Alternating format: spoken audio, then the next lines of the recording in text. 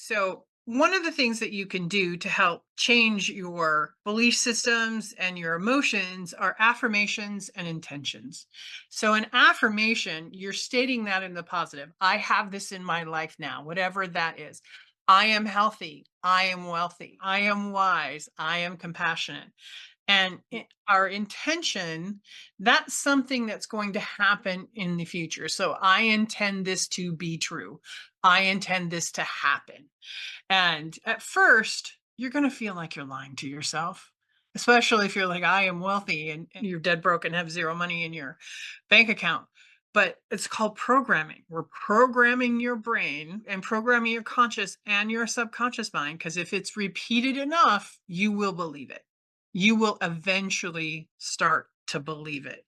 So, Susan, you had something you wanted to say about the affirmations and intentions. Just those last words that you said, the believe it, how things show up in us and in our body, we need to believe it first to see it. A lot of the phrase that people will use is I need to see it first. If I'm going to believe that's a reality, I need to see it first. Mhm. But that's really not how it works. To truly see what you want to see, you've got to believe it. You've got to believe it first.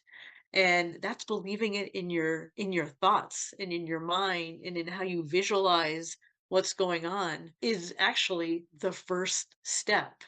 And the affirmation and intentions just give that some meat, some structure to be able to have your thoughts build on, to be able to create those, those dreams, those goals, what you want to see. So again, believing it first is what allows it to become your reality. And when we consistently put out intentions, affirmations, doing, different visualizations, you're building new pathways for your brain and giving them the energy to be created and move and travel. So wanted to share Yeah, that. I love what you said about the pathways because that's so important because you probably hear this too, and I hear it too. I'm stuck in a rut. Yes. I'm stuck in a rut. And so that's Mhm. like, it's like a bing, bing, bing. Okay, we need to create new pathways.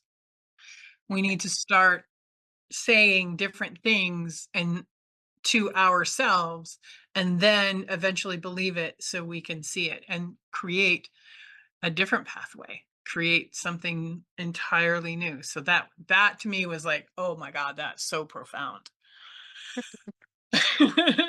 Okay, so I'll just add on to that is this visualization. Mhm, So we can again reprogram is the phrase that we use. Reprogram those beliefs, those emotions, those experiences mhm. through visualization.